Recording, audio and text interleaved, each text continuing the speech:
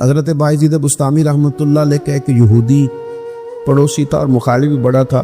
ساری زندگی اس نے حضرت بایزید کی مخالفت کی. کچھ لوگوں کو پتہ ہوتا ہے کہ جس کی میں مخالفت کر رہا ہوں بندہ ٹھیک ہے، پر اندر کے حسد کا کیا کچھ بھی نہیں جا سکتا. ساری زندگی حسد کر کے اس نے بھی کیا اور بڑی غلط باتیں پھیلائیں. اس سے کوئی غلطی ہو گئی اس یہودی سے جو یہودیوں کا عالم تھا، اس سے کوئی غلطی ہو گئی. یہودی اس سے ناراض ہو گئے، حالات اس کے خراب ہو گئے.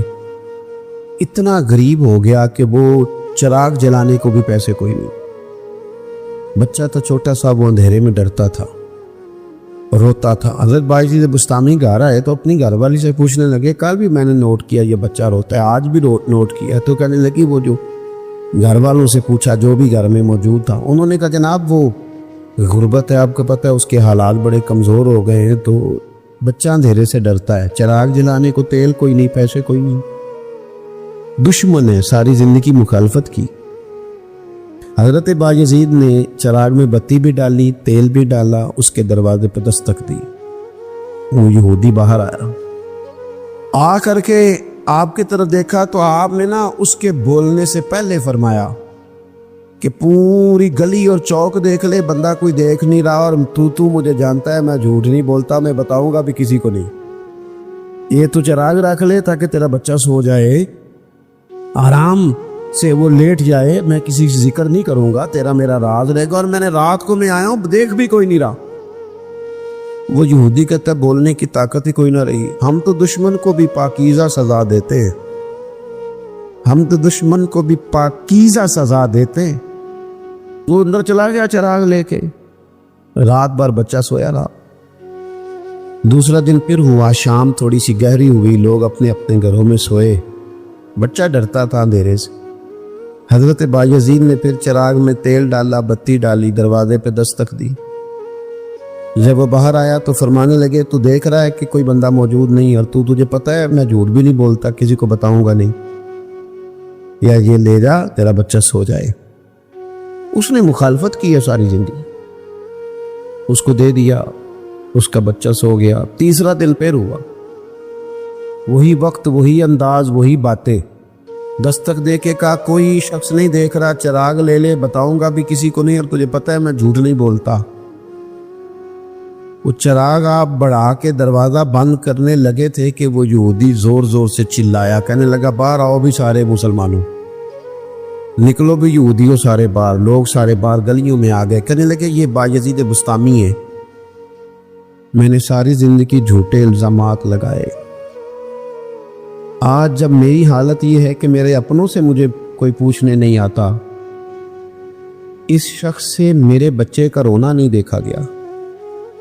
یہ تڑپ گیا ہے کہ کسی کا بچہ کیوں روئے. یہ روز مجھے چراغ جلا کے دے جاتا ہے، گھر میں میرے روشنی ہو جاتی ہے، بچہ میرا سو جاتا ہے، پر میں ساری رات نہیں سوتا.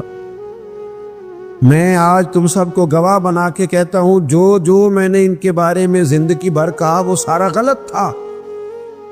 اور یہ بھی تمہیں بتاتا ہوں کہ پہلے میں نے دین اسلام سنا تھا، 3 دن ہو گئے میں دین کو دیکھ رہا ہوں. کہنے لگا میں تم سب کو گواہ بنا کے کہتا ہوں کہ بایزید بھی سچے ہیں، بایزید کا دین بھی سچا ہے، اور جس رسول کا یہ کلمہ پڑھتے ہیں وہ رسول بھی سچے ہیں. ہمارا یہ حال ہے کہ سگا بھائی کہتا ہے کہ مجھے کارنر والا پلاٹ چاہیے، وہ ساری باتیں یاد آ جاتی ہیں اس کو. کہتا ہے کارنر والا چاہیے چونکہ کام تو پہلا میں لگا سا، کمائی تو پہلے میں نے کی تھی، لہذا چھوٹا بھائی جو ہے وہ تو دیر سے آیا تھا تو اس کا تو حق ہی نہیں بنتا، وہ پیچھے جائے. اور کارنر والا پلاٹ یہ زیادہ دیر نہیں لگے گی، 20-25 سال گزریں گے. اس طرح آپ والد کو پریشان کر رہے ہیں، اس طرح آپ کے بچے آپ کو کریں گے، خدا نہ کرے. وہ بھی کہیں گے ابا یہ کارنر والا میرا ہے، تو کدھر سے آ گیا. دوسروں کو نصیحت کرنا آسان ہے، لیکن کیا مسئلہ ہے کہ ہم اپنے بچوں کے حق میں جتنی آسانیاں چاہتے ہیں وہ دوسروں کے بچے نہیں، دوسروں کی اولاد نہیں.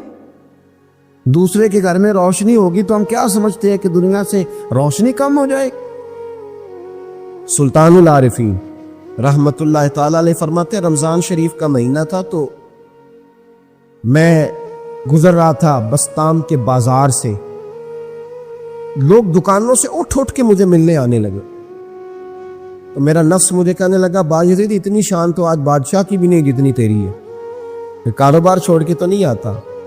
کہتے ہیں اسی لمحے وہ جو میری روحانی ترقی تھی وہ روک گئی، میں پریشان ہو گیا کہ میں نے لوگوں کی تعریفوں کو بڑا سمجھ لیا۔ کہتے ہیں کھجوریں تھی ریڑھی، پتہ رمضان میں کھجوریں بڑی بکتی ہیں، کہتے ہیں میں آگے بڑھا، لوگ سلامیں لے رہے تھے، ایک کھجور اٹھا کے نہ کھائی نہیں، اٹھا کے نہ منہ میں رکھ لی، صرف منہ میں۔ لوگ کہنے لگے دفع کرو، یہ بھی کوئی بندہ ہے اس نے روزہ ہی نہیں رکھا، پیر ہو کے۔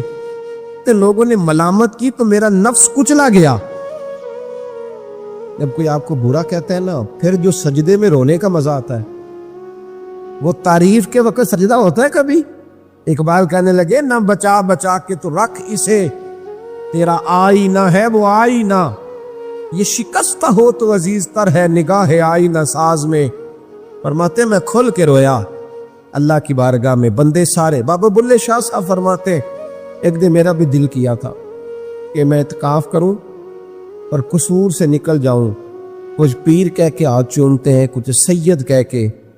فرمانے لگے اٹھ بلے آ، چل اوتھے بسیے، اور جتھے بس دینی سارے انے، نہ کوئی ساڈی ذات پچھاڑے تے نہ کوئی سانو مننے، چلو چلے وہاں جا کے بیٹھتے۔ حضرت اویس کرنی کا یہ کمال رہا، جس طرح حضرت بایزید نے کھجور رکھ لی، لوگ برا کہنے لگے، چھوڑ کے چلے گئے۔ فرماتے ہیں جو مزہ اس دن سجدوں میں آیا نا، تھوڑا آگے جا کے میں نے کھجور باہر نکال دی، روزہ بھی نہیں ٹوٹا۔ میرا خادم کہنے لگا حضور یہ کیا کیا؟ فرمانے لگے رب کے قریب ہونے کا ایک طریقہ اختیار کیا ہے۔ کسی نے حضرت سید احمد کبیر رفاعی سے پوچھا کہ بابا اتنا بڑا درجہ، اتنا بڑا مقام کیسے ملا؟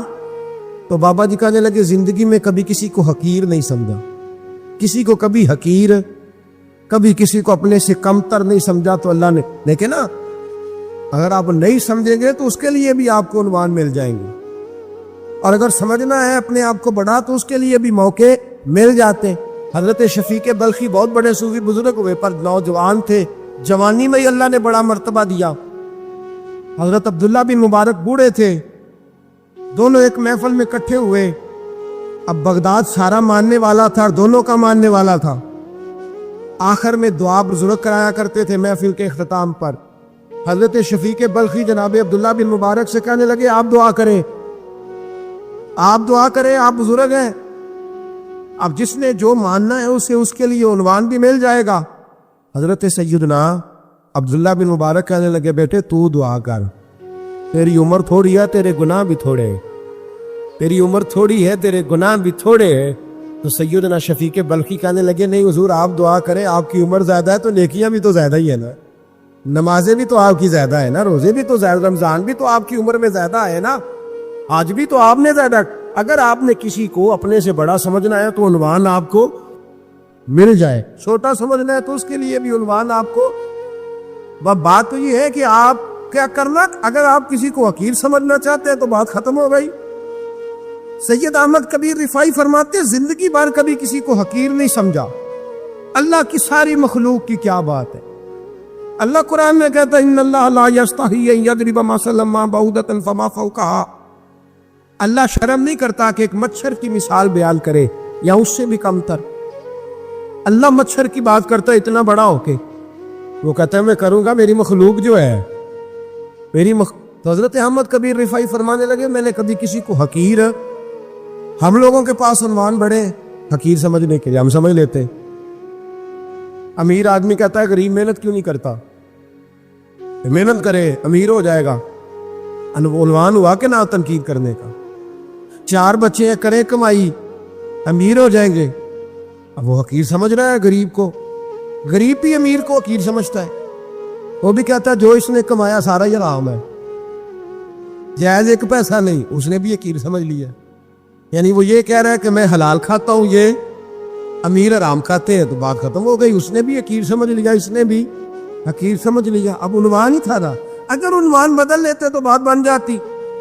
امیر اگر یہ کہتا کہ میں اس غریب کی مدد کروں گا اس لیے کہ پیسے محنت سے نہیں ملتے، خدا کے فضل سے ملتے ہیں، تو وہ یہ نہ کہتا کہ یہ محنت کرتا تو آگے چلا جاتا. اور غریب اگر سمجھتا اس بات کو تو یہ نہ کہتا امیر سارے حرام ہی کھاتے ہیں. وہ کہتا بھئی رب نے جو میرے لیے پسند کیا مجھے دیا, جو اس کے لیے پسند کیا اسے دیا, بات ختم ہو گئی, جھگڑا ختم. عنوان تو مل جائے گا آپ کو, مثبت بھی اور منفی بھی. تو اچھی بات نہیں کہ مثبت اختیار کریں. سید احمد کبیر رفاعی کہتے ہیں میں گزر رہا تھا, ایک دن میرے ساتھ ایسا ہوا کہ میں گزر رہا تھا کھیت کے اندر سے, ادھر بھی پانی تھا ادھر بھی پانی تھا. ہوتا ہے نا پانی پانی ہوتا ہے فصلوں میں کئی دفعہ. کب ہوتا ہے زیادہ پانی؟ نہیں, جب کدو کری رہے. اور جب کدو کرتے ہیں نا تو دونوں جانب پانی بھرا ہوتا ہے نا جی. وہ ٹریکٹر بھی پانی میں چلتا ہے. میں پینڈو ہوں نا, مجھے زیادہ پتہ ہے کیا حالات ہوتے ہیں. تو وہ ادھر بھی پانی ادھر بھی پانی, تو درمیان میں سے وہ منیر ہوتی ہے چھوٹی سی, بات ٹاکشید ہے اپنی زبان ہے. تو کہتے ہیں ادھر بھی پانی تھا ادھر بھی پانی تھا. سید احمد کبیر رفاعی کہتے ہیں میں گزر رہا تھا, عصر کی نماز کا ٹائم ہو گیا, میں جلدی جلدی جا رہا, سامنے سے کتا آ گیا. انسان اشرف المخلوقات ہے, لیکن وہ اللہ کا شکر کرے گا کہ اس نے مجھے اشرف بنایا ہے. یہ نہیں کہہ سکتا کہ یہ مخلوق حقیر ہے, یہ بری ہے, یہ نہیں کہہ سکتا. شکر کرے کہ مجھے اللہ نے اشرف. سید احمد کبیر رفاعی کہتے ہیں کتا آ گیا سامنے سے. اب کتا آیا تو مجھے جلدی تھی, کتا بھی بھیگا ہوا تھا. اب میرا دل کرے کہ کتا نیچے اترے تو میں گزروں, کتا کھڑا ہے کہ یہ سائڈ پہ ہو تو میں گزروں. کہتے ہیں دیر ہو گئی تو مجھے ڈر لگتا تھا. میں نے کبھی کتے کو بھی نہیں جھڑکا تھا, کبھی کتے کو نہیں, اپنی اتنی حیثیت ہی نہیں, جھڑکا ہی نہیں کبھی کسی. آپ فرماتے ہیں دیر ہو گئی تو میں نے کہا یا اللہ. حضرت سید احمد کبیر کہتے ہیں میں نے کہا یا اللہ اس کتے کو زبان ہی دے دے, میں اسے کچھ سمجھا ہی دوں, اسے زبان ہی دے دے تو قادر مطلق ہے. تو میں نے کتے سے کہا نیچے اتر جا, میں نے نماز پڑھنی ہے. تو کہنے لگا بابا جی آپ اتر جائیں, آپ اتر جائیں, آپ اتر جائیں, میں کیوں اتروں؟ تو سید احمد کبیر رفاعی کہتے ہیں میں نے اس سے کہا کہ بات یہ ہے کہ میرے اوپر نماز فرض ہے, تیرے اوپر فرض نہیں, تو میں نے نماز پڑھنی ہے. اگر میں کھیت میں اتر گیا تو کیچڑ ہے, میرے کپڑوں کو مٹی لگ جائے گی, پتہ نہیں پانی پاک ہے کہ ناپاک ہے. تو اتر جا, تیرے اوپر نماز نہیں فرض, تو مجھے جانے میں.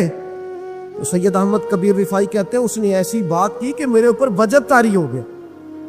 کتے نے بات کی تو میں کانپنے لگا. راتی جاگے شیخ سداوے, راتی جاگ دے کتے, تیتھوں کتے مالک دا در مول نہ چھڑ دے, پاویں مارو 100 جتے, تیتھوں اتے او ایک برکی دا قدر پچھانن, پاویں مالک ہومن ستے, تیتھوں اتے رکھا سکھا کھا, دنے جار رکھاں وچ ستے, تے تیتھوں اتے اٹھ بلیا چل یار منا لے نہیں تے بازی لے گئے نہیں کتے. اٹھ بلیا چل یار منا لے نہیں تے بازی لے گئے کتے, تے تیتھوں اتے. سید احمد کبیر رفاعی کہتے ہیں وہ مجھے کہنے لگا آپ اتر جائے. تو میں نے کہا بھائی میرے اوپر نماز فرض ہے, تیرے اوپر فرض نہیں, تو اتر جا, میرے کپڑے آلودہ ہو جائیں گے تو کیا کروں گا. تو کہتے ہیں اس نے بات کی تو میں گھبرا گیا اور چھلانگ لگا کے میں کھیت میں اتر گیا. مجھے کہنے لگا بابا جی کپڑے اگر آپ کے کیچڑ سے آلودہ ہو گئے تو پانی سے صاف ہو جائیں گے, اور اگر مجھے حقیر جان کے آپ کا دل آلودہ ہو گیا تو 7 سمندروں سے بھی صاف نہیں ہوگا. کپڑے پانی سے دھل جائیں گے, اور دل اگر تکبر سے آلودہ ہوا تو 7 سمندروں سے بھی صحیح ہو سکتا. نہ حقیر نہیں جاننا, نہ مولوی کو, نہ صوفی کو, نہ درویش کو, نہ کھیت میں کام کرنے والے کو, نہ پٹھے پہ مزدوری کرنے والے کو, نہ گاڑی کا شیشہ صاف کرنے والے کو, نہ تیل ڈالنے والے کو. نہ کسی کو حقیر نہ جان, نہ کسی کے حال پہ طنز کر, نہ کسی کے غم کا مذاق اڑا, وہ جسے چاہے جیسا نواز دے. یہ مزاج لطف رسول ہے. نہ کوئی آیا لے کے چلا گیا, کوئی عمر بھر بھی نہ پا سکا, میرے مولا تجھ سے گلا نہیں, یہ تو اپنا اپنا نصیب ہے. بھائی حقیر نہیں جاننا. سید احمد کبیر رفاعی فرماتے ہیں وہ کتا تو گزر گیا, میں دوڑا گھر گیا, جا کے میں نے غسل کیا, کپڑے بدلے. فرماتے ہیں پہلے بھی میں عصر پڑھتا تھا, پر آج جب نماز پڑھی تو بڑا ہی مزہ آیا.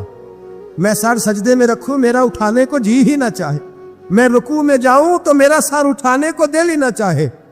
میرا دل کرے آج مغرب لیٹ ہو جائے, آج سورج دیر سے غروب ہو, میں آج سارا دن عصر ہی پڑھتا رہوں. بھائی جب تو عاجزی والی پڑھتا ہے, جب تو انکساری والی پڑھتا ہے, جب تو حضرت سیدنا معاویہ بن خطیج رضی ایک حضرت معاویہ بن سفیان ہے, ایک معاویہ بن خطیج صحابی ہیں, وہ کہتے ہیں میں جنگ فتح کر کے آیا تو سخت گرمی کا موسم تھا, مجھے پتا تھا کہ عمر فاروق دوپہر کو آرام کر رہے ہوں گے. آپ فرماتے ہیں میں مسجد نبی میں بیٹھ گیا, ایک بچی جناب عمر کے گھر سے نکلی تو مجھے کہنے لگی معاویہ آپ کا نام ہے؟ میں نے کہا ہاں. اندر جا کے جناب عمر کو بتایا تو عمر دوڑے آئے, اور جب آئے تو سر پہ ٹوپی کوئی نہیں, پیروں میں جوتا کوئی نہیں. کہنے لگے میں تیرا انتظار کر رہا تھا, آج مجھے امید تھی تو آئے گا, تو نے بتایا کیوں نہیں؟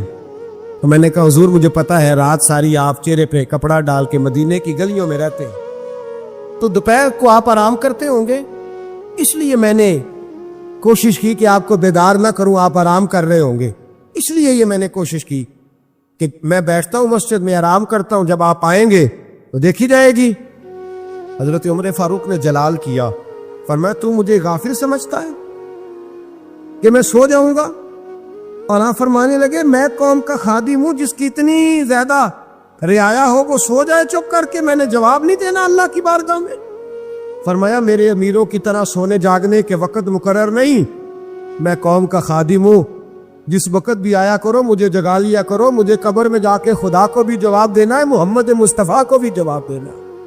جب یہ چیزیں پیدا, اور پھر ہم نے ان تکلفات میں نے کئی دفعہ یہ بات بیان کی ہے, اب تو لوگ رشتے کرتے ہیں تو ڈی سی کالونی میں کرائے کا مکان خریدتے ہیں, 2-4 غیروں کی گاڑیاں منگا کے دروازے کے آگے کھڑا کر رشتہ ہو جاتا ہے بڑا گھر دیکھ کے, اور جب شادی کے چوتھے دن پتہ چلتا ہے کہ یہ کرائے کا مکان تھا, تو رشتے مکانوں پہ قائم نہیں ہوتے, اعتبار پہ قائم ہوتے ہیں. وہ اعتبار ٹوٹتا ہے تو زندگی بھر قائم نہیں ہوتا دوبارہ. جو آپ ہیں آپ وہی رہے, جو آپ نہیں ہیں وہ کبھی بننے کی کوشش نہ کریں. اور میرے عزیز یہ بھی یاد رکھیں عاجزی آپ کو سوار دے گی. اور ویسے بھی ہم اللہ کے حضور جانے والے ہیں, اگر پردوں میں چھپ کے چلے جائیں گے تو بچ جائیں گے, اور اگر ہم اپنا آپ دکھاتے ہی رہیں ساری زندگی اسی چکر میں رہیں, مجھ سے بھی مشاورت کرو میری بھی بات سنو, تو یہ انا کی دوڑ تو ختم ہی نہیں ہوتی. ہرس صرف پیسے کی نہیں ہوتی, ہرس ہوس شہرت کی بھی ہوتی ہے. اور نبی پاک صلی اللہ علیہ وسلم نے اس کو بھی بیان فرمایا ہے کہ یہ جو تیرے اندر چیز پیدا ہوتی ہے نا, میں جانا جاؤں پہچانا جاؤں, اس سے بھی اپنے آپ کو بچا. صحابہ کے بعد جس شخص کی خلافت سب سے مضبوط ہوئی وہ حضرت عمر بن عبدالعزیز تھے. اتنی بہترین خلافت کی کہ لوگوں کو حضرت عمر کا زمانہ یاد آ گیا. حضرت عمر بن عبدالعزیز, عراق میں رہنے والی ایک عورت تھی, اس عورت کا خامد فوت ہو گیا تو 5 بچیاں یتیم تھیں. وہ عراق سے چلی اور جناب عمر بن عبدالعزیز کے پاس آئی کہ آپ میری بچیوں کا وظیفہ لگا دیں. وہ کہتے ہیں جب میں پہنچی نا یہاں تو اب تو استقبال آنا جانا بڑے معاملات ہیں, اب تو بچی کی بارات آئے اور 5, 7, 10, 20 لوگ دروازے پہ کھڑے نہ ہو تو بارات ناراض ہو جاتی ہے. کہتے ہمارا استقبال ہی کسی نے نہیں کیا. تو استقبال تو اب اس طرح ہے جس طرح نشہ نہیں ہوتا, یہ استقبال کی حالت ہے, امیروں سے لے کے غریبوں تک. مجھے پوچھا ہی نہیں کسی نے, کرسی نہیں دی, آگے نہیں بٹھایا, یہ والا معاملہ ہے. اور میں میری طرح کے لوگ نیک لوگوں کی بات نہیں کرتا. اب تو ہم دیکھتے ہیں فلاں مولانا کا استقبال ہو رہا, فلاں کے لیے لوگ کھڑے ہو رہے ہیں, نعرے لگ رہے ہیں.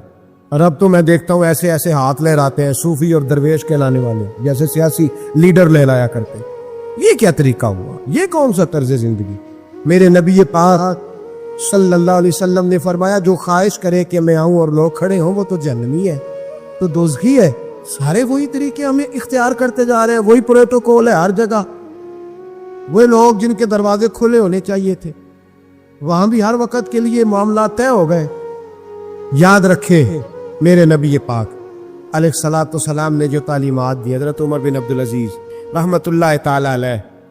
عورت کہتی ہے میں پہنچ گئی, میں نے لوگوں سے پوچھا گھر کہاں ہے, تو کہا وہ جہاں بوری لٹک رہی ہے نا باہر ٹاٹ کا پردہ لگا ہوا ہے وہ حضرت عمر بن عبدالعزیز کا گھر ہے. کہتی ہے میں دروازے پہ دستک دی, ایک عورت نے دروازہ کھولا تو مجھے بی بی جان کے اندر بلایا. تو ان کے گھر کے اندر جب میں داخل ہوئی تو بڑا سارا سین تھا, ایک ٹائم کنواں لگا تھا, ایک طرف ایک بڑا درخت تھا, اور ایک چھوٹا سا बनाई हुई थी जगह बर्तन धोने के लिए, और बीबी ना बर्तनों को मिट्टी लगा के साबुन लगा के बैठी हुई थी, काम कर रही थी वो औरत। मुझे उसने दरख्त के नीचे बिठाया, पानी पिलाया। कैसे आई हो? मैंने कहा अमीरुल मोमिनीन से मिलना है। कहने लगी बैठो, थोड़ी देर में आ जाते। कहती थोड़ी, मैंने समझा घर की कोई मुलाजमा है, मैं बैठ गई। थोड़ी देर गुजरी, फिर दस्तक हुई। उस बीबी ने उठ के दरवाज़ा खोला तो जब वो शख्स अंदर आए तो कहने लगी बड़ी देर से बर्तनों को साबुन लगा के बैठी हूँ, कहाँ रह गए थे? कहती है वो साहब कहने लगे बस ज़रा मसरूफ़ हो गया था। दौड़े गए, कुएं से पानी निकाला, बीबी को दिया, उसने बर्तन धोए। कहती है फिर थोड़ा सा सिरका और एक रात की रोटी वो लाई, उस शख्स ने खाई। मैंने कहा कि ये दोनों घर के मुलाजम हैं, मियाँ बीवी काम करते हैं। जब वो खाना खा चुके तो वो औरत मेरे पास आई, कहने लगी उठ के मिल लो अमीरुल मोमिनीन से। मैंने कहा कौन अमीरुल मोमिनीन? तो कहने लगी कब से तो आए हैं, ये जिसने कुएं से पानी निकाला यही मुसलमानों का अमीर है, और ये जिसने दरख्त के नीचे बैठ के सिरके से रोटी खाई है यही है। ये फरिश्तों की दास्तान नहीं, ये वो लोग हैं। मैं रात को भी कह रहा था एक जगह पे कि ये लोग जो है ना, जिनका आप रोज शिकवा करते हैं हुकूमतें बड़ी खराब है, ये कोई नहीं खराब, बिल्कुल खराब नहीं। जितने सियासी लीडर हैं सारे सही है। खराब वो लोग हैं जो इन्हें वोट दे के लीडर बनाते हैं, ये बिल्कुल खराब नहीं। मैं तो इनके हक में होता जा रहा हूँ। नाराज हो गए ना आप लोग? अल्लाह करे तुझी हो जाओ तो अगले इलेक्शन से सियाने भी हो जाओ। आमीन तो कह दे। मैंने कोई मशवरा नहीं देना, इसलिए कि मेरी नज़र में कोई ऐसा शख्स नहीं जिसके लिए मैं आपसे कह सकूं कि वोट दें, और हम तो ऐसी बात करें तो कई लोग नाराज़ होकर चले जाते हैं। लेकिन कोई परवाह नहीं, इसलिए कि ये दीन मेरे नबी पाक का दीन सिर्फ मस्जिद का दीन नहीं। इंशाअल्लाह आइंदा जुम्मे नजरिया पाकिस्तान बयान करूँगा और बताऊँगा कि पाकिस्तान का मतलब क्या, ला इलाहा इल्लल्लाह मुहम्मदुर रसूलुल्लाह सल्लल्लाहु अलैहि वसल्लम। हुजूर का जो कुरान नाफज होगा मस्जिद में, वो कुरान कचहरी में भी नाफज होगा इंशाअल्लाह। और वो कुरान नाफज होने आया है, असेंबलियों में वही कुरान नाफज होगा इंशाअल्लाह। और यही चिराग जलेगा तो रोशनी होगी। बयान करेंगे और डट के बयान करेंगे, आपको बताएंगे। बस जो बात समझा रहा हूँ फिल वक़्त वो समझे। मुजरम वो नहीं जो बड़ा बन के लूटता है, मुजरम वो है जो उसको सपोर्ट करता है, जिसने उसे बड़ा बनाया है। ये याद रख ले। हमारी कोई बचत नहीं होगी हमसे पूछा जाए, हम सारे कचहरी में खड़े होंगे, अल्लाह सवाल करेगा कि तुम बताओ तुम इनके मददगार क्यों बने थे, तुम सपोर्ट क्यों करते थे, ये पूछा जाएगा और हमने जवाब देना है। बार आलाम दाम बरसर मतलब जनाब उमर बिन अब्दुल अजीज रहमतुल्लाह अलैह के वो बीबी गई तो कहने लगी कि ये अमीरुल मोमिनीन ने कहा, वोट के हाजिर हुई, कहा हुजूर मैं इराक से आई हूँ, मेरा खामद फौत हो गया, मेरी 5 बेटियां हैं, वजीफा लगा दे। वो बीबी कहती है मेरा दिल था कि यतीम बच्चियों का 100 दिनार साल का लगा देंगे तो बड़ी बात है। कहती है जब मैं उनके पास गई तो हजरत उमर बिन अब्दुल अजीज को बताया तो वो रोने लग गए और मुझसे माफिया मांगने लगे। मैंने कहा हुजूर आप क्यों माफी मांगते हैं? तो कहने लगे इसलिए माफी मांग रहा हूं कि तू मेरी रियाया में थी और तेरी 5 बच्चियां यतीम थी, तुझे खुद चल के आना पड़ा है। मेरा काम था तेरी खबर लेता, माफ कर दे अल्लाह की रजा के लिए। उन्होंने वजीफा लिखना शुरू किया तो मेरी एक बच्ची का 1000 दिनार साल का लिखा। मैंने कहा अल्लाह तेरा शुक्र है। फिर दूसरी बच्ची का 1000 लिखा तो मैंने कहा अल्लाह तेरा शुक्र है। तीसरी का 1000, चौथी मैंने कहा शुक्र है। जब चौथी का लिखा तो मैंने कहा अल्लाह आपका इकबाल बुलंद करे, अल्लाह आपको हमेशा इसी तरह फलता फूलता रखे। कहते हैं जनाब उमर बिन अब्दुल अजीज ने कलम रख दिया, फरमाने लगे मैं 5वीं का वजीफा नहीं लिखूंगा, 4 बहनों से कहना बांट के इसे भी दे दे। कहा हुजूर क्यों? आप फरमाने लगे जब तक तू अल्लाह का शुक्र अदा कर रही थी मैं भी रब से जुड़ा हुआ था और अल्लाह से डर के लिख रहा था। अब तूने मेरी तारीफ की है, अब मेरी जात आ गई है। अब मैं अगर ये वजीफा लिखूंगा तो इससे अल्लाह राजी नहीं होगा, इससे मेरे नफ्स में रिया पैदा होगी। अब मैं 5वीं का नहीं लिखूंगा, जा और जाके इराक के गवर्नर को दे। बीवी कहती है मैं घोड़े पे बैठी और मैं चंद दिनों के बाद इराक पहुंची। जब सवेरे आके मैंने वाली इराक को रुका दिया तो वो चीख मार के रोया। मैंने कहा क्या हुआ? तो कहने लगा बीबी आज रात को हजरत उमर बिन अब्दुल अजीज का इंतकाल हो गया, फौत हो तो इंतकाल कर। कहती मैं भी तड़प के रोई। मैंने कहा मेरी यतीम बच्चियों का क्या बनेगा? تو وہ گورنر کہنے لگا تیرے وظیفے جاری رہیں گے, تجھے ملتے رہیں گے. تو کہنے لگی کیسے؟ کہنے لگا میں اگر تو گورنر رہا تو تیرا وظیفہ جاری رہے گا, اور اگر گورنر ہی سے اتر بھی گیا تو میں ذاتی طور پہ مالدار ہوں, پھر بھی تیری بچیوں کے ماہانہ پیسے پہنچتے رہیں گے. میں نے کہا تو کیوں دے گا؟ کہتی وہ رو پڑا. کہنے لگا اگر امیر حضرت عمر بن عبدالعزیز جیسے ہو تو پھر اللہ گورنروں کے دلوں میں بھی رحم ڈال دیا کرتا ہے, پھر میرے جیسے لوگوں کو بھی وہ بدل دیتا ہے. حضرت عمر بن عبدالعزیز گھر آئے, 3 بیٹیاں تھیں. ایک کو آواز دی, وہ آئی تو اس نے منہ پہ ہاتھ رکھا ہے. دوسری کو آواز دی, وہ آئی تو منہ پہ ہاتھ رکھا ہے. تیسری کو آواز دی تو منہ پہ ہاتھ رکھا ہے. آپ نے اپنی بیوی سے کہا کہ یہ بچیاں منہ پہ ہاتھ کیوں تینوں نے رکھا ہوا ہے, کیا بات ہے؟ تو بی بی رو پڑی, کہنے لگی 4 دن ہو گئے میری بیٹیاں پیاز سے روٹی کھا رہی ہیں, 4 دن ہو گئے. ان کے منہ سے بدبو آتی ہے, اس لیے وہ آپ کے سامنے آتی ہیں تو منہ پہ ہاتھ رکھ لیتی ہیں 4 دنوں سے. بی بی رو رہی ہے. حضرت عمر جلال میں آ گئے. آپ فرمانے لگے تو یہ رو رہی ہے, تو روئی ہے, تو نے میرے گھر میں رہ کے اللہ کی ناشکری کی ہے, تو شکر ادا نہیں کرتی کہ 3 وقت پیاز اور روٹی تجھے گھر کی 4 دیواری کے اندر مل جاتا. رو رہی ہے. میں ہاں میرے ساتھ باہر نکل, تجھے وہ لوگ دکھاؤں جو جھونپڑیوں میں رہتے ہیں اور مانگ کے کھاتے ہیں. تجھے دکھاؤں. اتنی ناشکری کہ گھر کے اندر پیاز پہنچ رہا ہے, روٹی پہنچ رہی ہے, اور تو کہتی ہے میری بیٹیاں پیاز سے کھاتی ہیں. شکر کر فاقے نہیں کاٹنے پڑے. پھر اگلے لفظ کہیں تو رو پڑے. فرمانے لگے میں نے تو مصطفیٰ کے وہ حالات بھی سنے ہیں جس میں کئی دن بی بی فاطمہ نے فاقے کی. تو گھر کے اندر پیاز پہنچ رہا ہے, تو ابھی بھی سادگی, عاجزی اور قناعت نعمت تھی ان لوگوں کی. ہمارے ہاں روز شکوا ہے, کس بات کا؟ گاڑی کوئی نہیں. روز رونا ہے, کس بات کا؟ بنگلہ کوئی نہیں. روز رونا ہے, کس بات کا؟ بینک بیلنس کوئی نہیں. 10 جوڑے کیوں نہیں عید پہ آئے؟ اور یہ صرف عورتوں کا مسئلہ نہیں, ہمارے اندر بھی یہ بات بدرجہ اولا. ہم روز اپنے آپ کو مسکین کہتے ہیں, غریب کہتے ہیں, لاچار کہتے ہیں, مجبور کہتے ہیں. کبھی دیکھو جو جھونپڑیوں میں رہتے ہیں, کبھی پلٹ کے دیکھو لوگوں کی طرف جو پیدا ہوئے تو آنکھیں کوئی نہیں تھی, ہاتھ کوئی نہیں تھے, پیر کوئی نہیں. وہ دیکھو جو پیدا ہوئے تو سر پہ باپ کا سایہ کوئی نہیں تھا. کیسے کیسے لوگ وقت گزار رہے. ہم روز آ کے کہتے ہیں کاروبار ٹھنڈا ہو گیا, حالات بڑے خراب ہو گئے, ہم بڑے مجبور. کیا ہو گیا صاحب؟ اللہ کے دن ہے, سارے اللہ کے دن ہے. وصل اچھا ہے نہ فراق اچھا ہے, یار جس حال میں رکھے وہی حال اچھا ہے.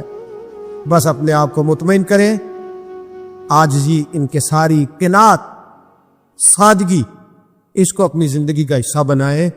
اللہ دولت سکون عطا کر دے گا. آخر دعوانا ان الحمدللہ.